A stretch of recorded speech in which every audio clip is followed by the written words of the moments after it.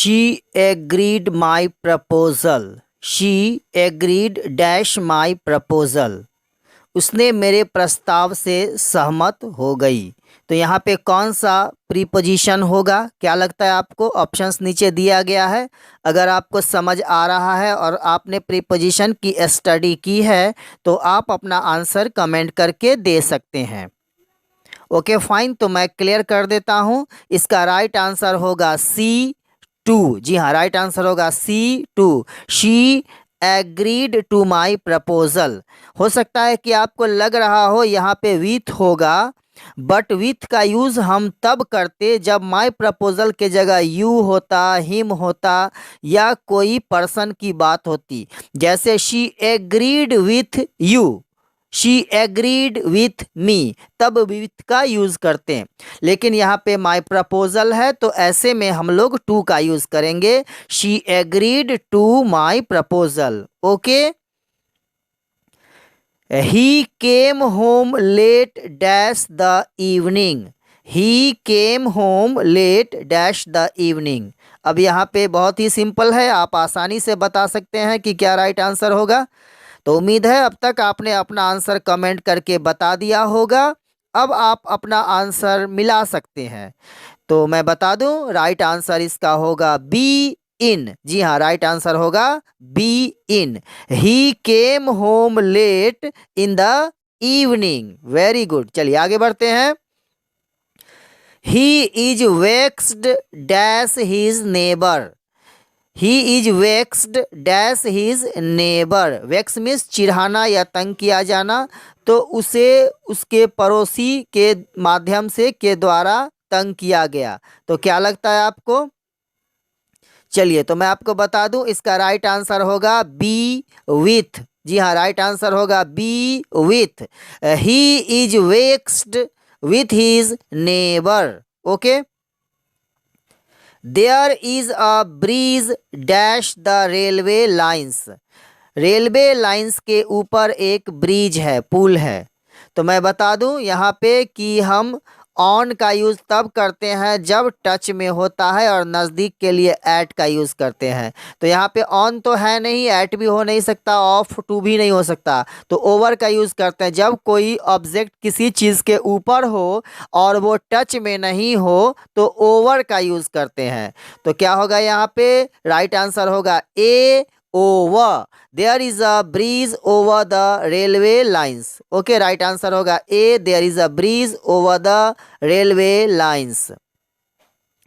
Leave the class dash once. अब ये phrase है, अक्सर यूज होता है, वंस के पहले एक प्रीपोजिशन जुड़ता है और ऐसे सेंटेंस में ये फ्रेज को यूज करते हैं। तो अब आपको देखना है कि कौन सा फ्रेज एट वंस होगा यहाँ पे। तो leave the class at once, तो राइट आंसर इसका हो गया B at. Leave the class at once. Mohan is weak dash mathematics. Mohan is weak dash mathematics. तो यहाँ पे राइट आंसर क्या होगा? इन होगा। Mohan is weak in mathematics. Right answer होगा A, in. Mohan is weak in mathematics. लेकिन मैं आपको यहाँ पे जानकारी दे दूं कि जब एज ए सब्जेक्ट या स्किल की बात करेंगे तो ऐसे में एट का यूज़ होता है। लैंग्वेज या स्किल की बात होगी तो एट का यूज़ होगा, लेकिन एज ए सब्जेक्ट यहाँ पे लिया जा रहा है तो इन का यूज़ होगा। Mohan is weak in mathematics. Okay, आगे बढ़ते हैं हम लोग। Sita is strong dash physics. Sita is strong dash physics. अब यहाँ पे फिजिक्स है तो इसके एक स्किल की बात हो रही है और यूनिक चीज़ है। फिजिक्स में एक्सपेरिमेंट्स होते हैं, बहुत सारे चीज़ होते हैं। उस सेंस में यहाँ पे राइट आंसर होगा B, Sita is strong at physics. लेकिन हम एज ए सब्जेक्ट इसकी बात करेंगे तो उस सेंस में इन का यूज़ भी कर सकते हैं, जैसे Sita is strong in physics.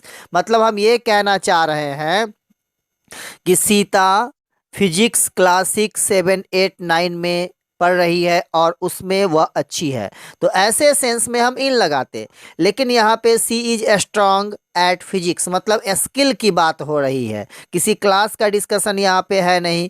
तो फिजिक्स पे उस पे कमांड है, उसके स्किल की बात हो रही है, तो ऐसे में एट का यूज करेंगे। Sita is strong at physics, right answer होगा B. Rita is good dash science, Rita is good dash science, तो यहाँ पे भी राइट आंसर होगा A at, Rita is good at science. He is content dash what he has, उसके पास जो भी है वह उससे संतुष्ट है, कंटेंट मीन्स संतुष्ट, तो ही is content dash what he has, तो राइट आंसर इसका क्या होगा मैं बता दूं, आपने तो अपना आंसर कमेंट करके अब तक बता दिया होगा। चलिए मैं आपको अब बता दूं, इसका राइट आंसर होगा बी विथ, जी हाँ राइट आंसर होगा B with. He is content with what he has, उसके पास जो भी है वह उससे संतुष्ट है। I talked to him dash telephone, I talk to him dash telephone, क्या लगता है आपको राइट आंसर क्या होगा? बहुत ही सिंपल है, आप बता सकते हैं। अगर आपको आंसर आ रहा है तो आप अपना आंसर कमेंट करके बताइए तुरंत। चलिए तो मैं आपको बता दूं, इसका राइट आंसर होगा A on, I talk to him on telephone, ये this is the right answer. We heard the news dash the radio, heard means होगा सुना, हम लोगों ने समाचार रेडियो पर सुना, तो क्या होगा राइट आंसर? ऑप्शन आपके सामने है, अगर आंसर आ रहा है तो आप अपना आंसर कमेंट करके तुरंत बनाइए और अपनी प्रैक्टिस को जारी रखिए। चलिए तो मैं आपको बता दूं, इसका राइट आंसर होगा C, we heard the news on the radio. Beware, beware dash mad dogs, पागल कुत्तों से सावधान रहो, बीवेयर मीन्स सावधान रहना या सतर्क रहना, तो क्या होगा? तो मैं आपको बता दूं यहाँ पे कि बीवेयर के साथ हमेशा ऑफ प्रीपोजिशन रहता है, तो यहाँ पे राइट आंसर हो जाएगा A, beware of mad dogs. Okay, right answer हो गया A of, beware of mad dogs. You should rely dash your friend, rely means होता है भरोसा करना, तुम्हें अपने दोस्तों पर भरोसा करना चाहिए, तो रिलाई के साथ ऑन प्रीपोजिशन हमेशा रहता है, तो रिलाई के साथ ऑन प्रीपोजिशन, तो इस हिसाब से इसका राइट आंसर हो गया B on, you should rely on your friend, ये होगा राइट आंसर इसका B on. The tree is laden dash fruit, the tree is laden dash fruit, पेड़ फल से लदा हुआ है, तो यहाँ पे राइट आंसर होगा ए विथ, राइट आंसर होगा A with, the tree is laden with fruits. I congratulated him dash his success, मैंने उसके सफलता पर उसे बधाई दिया, कॉन्ग्रेचुलेशन मीन्स बधाई देना, तो क्या होगा राइट आंसर? क्या लगता है आपको? फटाफट कमेंट कीजिए आंसर, फिर मज़ा आएगा, चाहे आपका आंसर गलत हो या सही, प्रैक्टिस तो होता रहेगा, आप गेस कीजिए और कमेंट ज़रूर से ज़रूर कीजिए, इससे आपकी प्रैक्टिस होगी। चलिए तो अब मैं आपको बता दूं, इसका राइट आंसर होगा ए ऑन, जी हाँ राइट आंसर होगा A on, I congratulated him on his success. Raju is senior dash Ajay, Raju is senior dash Ajay, Raju Ajay से सीनियर है, तो यहाँ पे क्या होगा राइट आंसर? क्या लगता है आपको? अपना आंसर कमेंट करके बताइए फटाफट। चलिए मैं अब आपको बता दूं कि जूनियर के साथ हमेशा TO2 प्रीपोजिशन रहता है, तो इस हिसाब से यहाँ पे क्या हो गया? Raju is senior to Ajay, right answer हो गया बी, यानी TO2 यहाँ पे आएगा, तो Raju is senior to Ajay, याद रखिए ये बहुत एग्जाम में पूछे जाते हैं ये question. The dog ran dash the road, कुत्ता सड़क के पार दौड़ा, the dog ran the dog. जब कुत्ता सड़क के बीचों बीच सामने से क्रॉस कर जाता है तो एक छोर से दूसरे छोर को प्रेजेंट करने के लिए अक्रॉस का यूज़ करते हैं। तो इसके मुताबिक इसका राइट आंसर हो गया A cross. The dog ran across the road. I was dash bed when he phoned me. जब उसने मुझे फ़ोन किया तो मैं बिस्तर में था। तो इस हिसाब से राइट आंसर होगा A in bed. I was in bed when he phoned me. Okay, लेकिन अगर बेड पे बैठे हुए हैं या सिंपल ऐसे ही लेटे हुए हैं, सो नहीं रहे हैं, तो उस सिचुएशन में हम लोग ऑन का भी यूज़ कर सकते हैं। Kabir was born dash humble parents. Kabir का जन्म एक विनम्र परिवार माता पिता के बीच हुआ। तो क्या होगा इसका राइट आंसर? गेस कीजिए, आपको क्या लगता है? ओके फाइन, चलिए मैं आपको बता दूं, इसका राइट आंसर होगा ए ऑफ। राइट आंसर होगा ए ऑफ, यानी Kabir was born of humble parents. He scoffed the idea of revolution. उसने एक क्रांतिकारी आइडिया दिया। तो स्कॉफ्ड के साथ प्रीपोजिशन एट रहता है, तो इसके हिसाब से राइट आंसर हो गया इसका A. He scoffed at the idea of revolution. Right answer हुआ A at. Nesfield is an authority dash English grammar. Nesfield is an authority dash English grammar.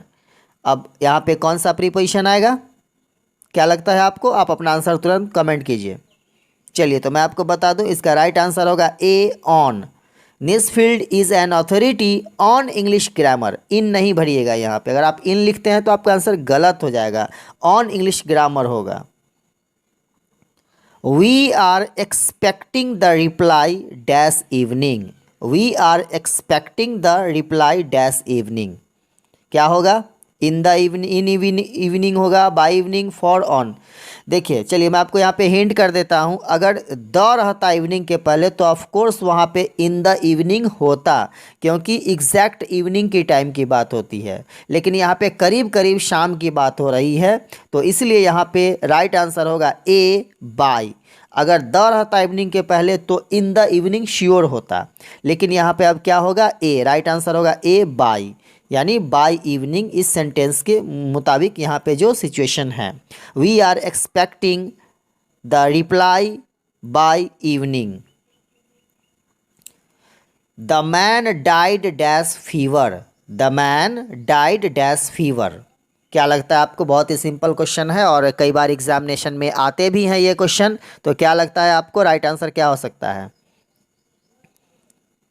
चलिए, उम्मीद है कि आपने अपना आंसर अभी तक कमेंट करके बता दिया होगा। चलिए अब मैं आपको बता देता हूँ, इसका राइट आंसर होगा ए ऑफ। फीवर या डिजीज़ को शो करने के लिए ऑफ का यूज़ करते हैं हम लोग, तो उस हिसाब से यहाँ पे प्रीपोजिशन आएगा of. The man died of fever, याद रखिएगा, of fever, of cholera, of typhoid, इस तरह से आता है। फीवर के पहले हमेशा ऑफ का यूज़ होता है। तो the man died of fever. Right answer हुआ A of. She rushed dash my room.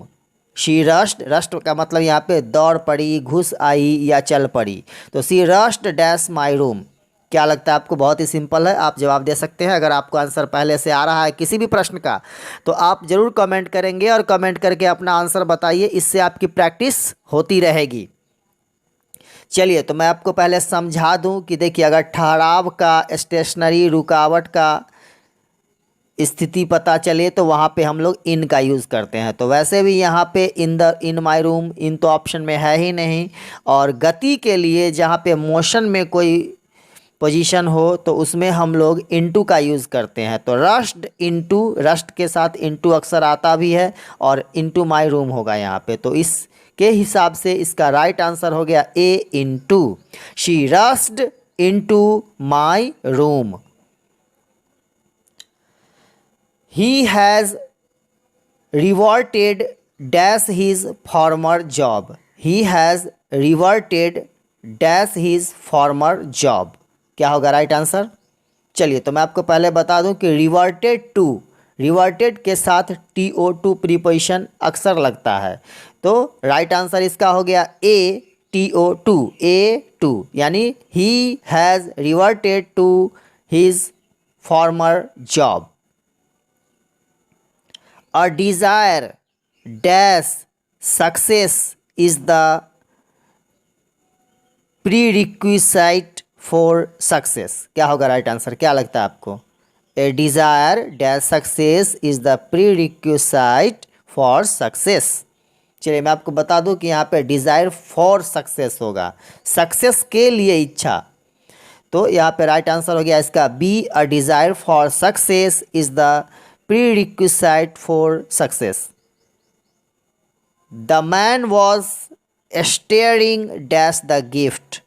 आदमी उपहार की तरफ घूर रहा था। The man was staring dash the gift. क्या लगता है आपको राइट आंसर? चलिए तो मैं बता दूं स्टेयरिंग के साथ एट प्रीपोजिशन आता है। किसी ऑब्जेक्ट की तरफ घूरना या उधर ध्यान देना ऐसा सेंस हो तो वहाँ पे हम लोग एट का यूज़ करते हैं। तो इसके हिसाब से इसका राइट आंसर हो गया A at. The man was staring at the gift. The work was done dash haste means होता है जल्दी। काम जल्दी में किया गया था। काम जल्दी में किया गया था। तो सिंपल है, यहाँ पे मे का सेंस आ रहा है तो इन हैस्ट का यूज़ होता है। तो यहाँ पे हम लोग राइट आंसर हो गया ए इन यहाँ पे यूज़ करेंगे। The work was done in haste. He quarrelled dash me for a trifle. Trifle means छोटी सी बात। वह एक छोटी सी बात के लिए मुझसे लड़ पड़ा। तो क्वारेल्ड के साथ ओवर भी आता है, विथ भी आता है, लेकिन किसी ऑब्जेक्ट के लिए अगर लड़ाई हो तो वहाँ पे ओवर का यूज़ करते हैं। लेकिन यहाँ पे छोटी सी बात, एक बात है, कोई ऑब्जेक्ट नहीं है, वस्तु नहीं है, कलम किताब कॉपी नहीं है, तो ओवर तो यहाँ पे होगा नहीं, और वैसे भी ऑप्शन में ओवर है नहीं। तो इसका राइट आंसर यहाँ पे होगा A with. He quarrelled with me for a trifle. वह मुझसे एक छोटी सी बात के लिए लड़ पड़ा। I have no use dash it. I have no use dash it. मुझे इसका कोई लाभ नहीं है। यहाँ पे लाभ की बात हो रही है, फ़ायदे की बात हो रही है, उपयोग की बात हो रही है। I have no use dash it. तो मैं आपको बता दूं कि यूज़ ऑफ का यूज़ लाभ के लिए किया जाता है और यूज़ के साथ ऑफ प्रीपोजिशन अक्सर यूज़ होता है। तो यहाँ पे इस हिसाब से राइट आंसर हो गया C of. I have no use of it. मुझे इसका कोई फ़ायदा नहीं है, ये इसकी हिंदी होगी। I have no use of it. मुझे इसका कोई फ़ायदा नहीं है। He has agreed dash my request. ये क्वेश्चन इससे पहले भी आ चुका है कि अगर एग्रीड वाले सेंटेंस में अगर किसी व्यक्ति से सहमत होने की बात होती है तो वहाँ पे हम लोग विथ का यूज़ करते हैं, एग्रीड विथ का। लेकिन अगर किसी ऑब्जेक्ट या किसी बात की चर्चा चल रही हो तो उसमें हम लोग TO2 प्रीपोजिशन का यूज़ करते हैं। तो ऐसे में यहाँ पे अब राइट आंसर क्या हो गया? A2। ओके, ए इसका राइट आंसर होगा। तो सेंटेंस हमारा बन जाएगा he has agreed to my request. वह मेरे आग्रह से सहमत हुआ है।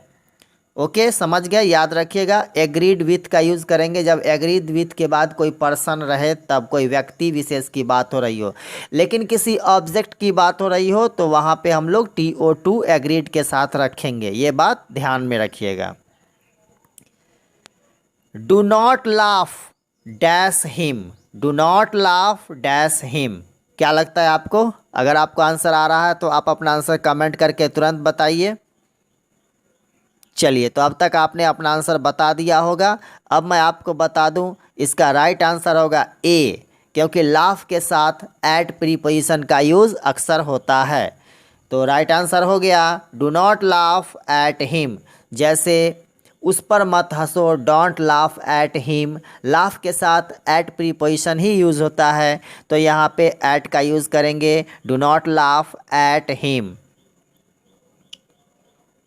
It is 6:30 dash my watch. मेरे घड़ी के मुताबिक 6:30 बजे हैं। It is 6:30 dash my watch. तो यहाँ पे क्या लगता है आपको क्या लगता है बताइए? विथ माई वॉच होगा, बाय माई वॉच होगा, इन माई वॉच होगा या फॉर माई वॉच होगा? चलिए तो मैं आपको समझा दूं। आपने तो अपना आंसर कमेंट कर दिया होगा, अब आप अपना आंसर मैच कर सकते हैं कि इसका राइट आंसर होगा ए बाय। जी हाँ, ये सेंटेंस बहुत ही कॉमन है, अक्सर बोलचाल में यूज़ होता है। तो यहाँ पे राइट आंसर होगा it is 6:30 bye my watch. Okay. Don't cry dash spilt milk. Don't cry dash spilt milk. तो ये एक कहावत टाइप का प्रोवर्ब है। ये तो बहुत ही सिंपल है, इसमें कुछ कह नहीं सकते हैं कि कोई दूसरा रूल होगा। यहाँ पे बहुत ही फिक्स्ड प्रीपोजिशन है ऑलरेडी। अगर आपने इस कहावत को सुना होगा तो आप तुरंत बता सकते हैं कि don't cry dash spilt milk, मतलब कोई चीज़ बिगड़ गया तो उससे क्या होगा, बाद में पछताने से क्या होगा। चलिए तो इसका राइट आंसर होगा डी ओवर। यहाँ पे प्रीपोजिशन आएगा डी ओवर। याद रखिएगा, ये एक प्रोवर्ब कहावत ही है कि don't cry over spilt milk, यानी दूध जब फट गया तो अब चिल्ला करके क्या होगा। ये इसकी हिंदी हुई, लेकिन इसका अर्थ हिंदी कहावत में कुछ और ही होता है। ओके, तो don't cry over spilt milk. He is dash Germany. He is dash Germany, वह जर्मनी में है। तो क्या लगता है आपको? पहले आप बताइए, आप अपना आंसर कमेंट कीजिए, तुरंत बताइए अपना आंसर क्या लगता है आपको। चलिए ठीक है, आपने तो अपना आंसर दे ही दिया होगा। अब मैं आपको बता दूं, देखिए जर्मनी एक कंट्री, बड़े देश की बात हो रही है, तो बड़ा सा जगह का बात होगा तो वहाँ पे इन प्रीपोजिशन होता है, लेकिन छोटे मोटे एरिया के लिए एट का यूज़ करते हैं। तो अब यहाँ पे जर्मनी है तो इसके हिसाब से इन होगा, जैसे कहते हैं ना in India, in America, in Germany, in Australia. तो राइट आंसर इसका हो गया A, in Germany. Okay, he is in Germany, वह जर्मनी में है। The ball was hit dash the bat. गेंद को बॉल से मारा गया। The ball was hit dash the bat. क्या लगता है आप? अगर क्रिकेट देखते होंगे और आपने कमेंट्री सुना होगा तो ये सेंटेंस वहाँ पे यूज़ होता ही है। चलिए मैं आपको बता दूं कि इसका राइट आंसर होगा ए विथ। राइट आंसर होगा A with. The ball was hit with the bat. India has been playing test cricket dash 1932। अब ये sentence present perfect continuous tense का है और वहाँ पे मैंने सिंस और फॉर का यूज़ ऑलरेडी आपको सिखा रखा है। तो किसी भी ईस्वी की बात हो, जैसे 1932 की यहाँ पे बात हो रही है, 2020 की बात हो, 1999 की बात हो, तो ऐसे में हम लोग सिंस का ही यूज़ करते हैं, कभी भी ईयर का दिखाना होगा। जैसे बोलते हैं ना कि वह 1980 से पढ़ रहा है। अगर हम एक सेंटेंस बोलना हो कि वह 1980 से पढ़ रहा है तो हम क्या कहेंगे? He has been reading since 1980। Okay, तो सिंस का यूज़ करेंगे हम लोग ईयर के पहले। वर्ष जब भी दिखा रहा हो तो वहाँ पे सिंस का यूज़ करना है। और अगर ऐसे कोई घंटा का होगा, जैसे रहता 10 सालों से, 10 वर्षों से, 2 महीने से, तो उसमें हम लोग फॉर का यूज़ करते हैं। चलिए, India has been playing test cricket since 1932। तो राइट आंसर इसका हो गया B, since. Okay, India has been playing test cricket since 1932। Right answer हो गया B, since. He sat dash the chair. वह चेयर बैठा हुआ। तो सेंटेंस ऑप्शन मिलने के बाद ही हम कह सकते हैं, पहले ऑप्शन को देख लिया जाए। तो मैं आपको बता दूं, ए में लिखा हुआ है बिसाइड, BESIDE, बिसाइड। बिसाइड का मतलब होता है बगल में या नज़दीक, और बिसाइड्स का मतलब होता है छोड़ करके, यानी किसी बात को, किसी चीज़ को छोड़ करके। ऑफ का मतलब होता है का, नन ऑफ दिस। तो यहाँ पे अगर हम ढूंढे तो हमें क्या लगता है कि सही क्या एग्जैक्ट होगा? तो यहाँ पे सेंटेंस के हिसाब से राइट आंसर इसका होगा ए, बिसाइड, यानी के बगल में। He sat beside the chair. Right answer इसका होगा A, beside. He sat beside the chair. Right answer होगा A. God is good dash me. खुदा मुझ पर मेहरबान है। क्या होगा राइट आंसर? क्या लगता है आपको? चलिए, तो गुड के साथ यहाँ पे इस सेंस में TO2 प्रीपोजिशन आता है, और गॉड के लिए अक्सर आपने देखा होगा कि टू प्रीपोजिशन ही वहाँ पे जाता है। जैसे ईश्वर की प्रार्थना करो, ईश्वर से प्रार्थना करो, तो सेंटेंस में आपने देखा होगा pray to God, pray to God, ऐसा रहता है। तो इस सेंस में यहाँ पे क्या हो जाएगा? God is good to me. इसका राइट आंसर हो गया बी, टू। ओके, बी होगा इसका राइट आंसर, और टू इसमें हम लोग बढ़ेंगे। तो God is good to me, this is the right answer. He came dash 4 o'clock। He came dash 4 o'clock, 4 o'clock, वह 4 बजे आया। तो मैं आपको बता दूं कि अगर कभी भी ओ क्लॉक का यूज़ हो या टाइमिंग दिखा रहा हो 10 बजे, 11 बजे, 12 बजे, 10:30 बजे, तो ऐसे टाइम के पहले हमेशा ऐट का यूज़ करते हैं। याद रखिएगा, समय को दिखाने के लिए ऐट का यूज़ करते हैं। 3 बजे से 4 बजे, 5 बजे वह 4 बजे आया, 6 बजे आया, 3 बजे आया। ऐसे सेंस में कभी भी अगर प्रीपोजिशन का यूज़ करना हो इनके पहले, तो ऐट का यूज़ करेंगे। ओके, तो यहाँ पे राइट आंसर हो गया ए। राइट आंसर क्या होगा? ए। ही केम एट 4 o'clock, वह 4 बजे आया। The boy writes dash a pen. लड़का एक कलम से लिखता है। क्या होगा राइट आंसर? तो बहुत ही सिंपल है, अक्सर आपने सुना होगा कि मैं एक कलम से लिखता हूँ। चलिए मैं आपको बता दूं, अब इसका राइट आंसर होगा ए, विथ। जी हाँ, राइट आंसर होगा A. The boy writes with a pen. लड़का एक कलम से लिखता है। राइट आंसर हो गया A, with. The boy writes with a pen. He puts the book dash the table. उसने किताब को टेबल पर रख दिया। ही रखता है। ही puts the book dash the table, वह किताब को टेबल पर रखता है। क्या होगा राइट आंसर? क्या लगता है आपको? जल्दी से कमेंट कीजिए अपना आंसर। ओके फाइन, चलिए मैं आपको बता दूं कि यहाँ पे बहुत लोग कंफ्यूज कर गए होंगे और उन्होंने आंसर में ऑन लिख दिया होगा। मैं जानता हूँ, अगर आपने ऑन लिखा होगा तो आपका आंसर गलत हो सकता है। ही puts the book into the table. यहाँ पे जल्दबाजी का, गति की बात हो रही है कि उसने किताब को टेबल पे रख दिया, रखने का सेंस हो रहा है। तो यहाँ पे राइट आंसर होगा राइट आंसर होगा C, into. He puts the book on the table. लेकिन अगर किताब पहले से टेबल पे होती, विराम की स्थिति में होती, तो हम उस सेंस में ऑन का यूज़ करते हैं। लेकिन है कि उसने किताब टेबल पे रख दिया, तो इनटू का यूज़ होगा। ही puts the book into the table. याद रखिए, इसमें बहुत लोग गलत कर देते हैं और ऑन लगा बैठते हैं। राइट आंसर होगा C, into. He puts the book into the table. Raju is standing dash the gate. Raju is standing dash the gate. Raju दरवाजे पर खड़ा है, मतलब दरवाजे पे चढ़ के तो नहीं खड़ा है, दरवाजे के पास खड़ा है। तो इस सेंस में इसका राइट आंसर होगा ए। राइट आंसर होगा A, at. Raju is standing at the gate. Okay, Raju is standing at the gate. Beware dash false friends.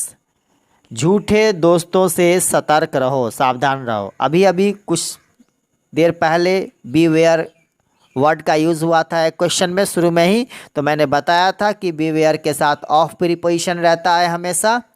तो आपने तो अपना आंसर कमेंट कर ही दिया होगा अब तक कि इसका राइट आंसर होगा ए, beware of false friend. yes, beware of false friend.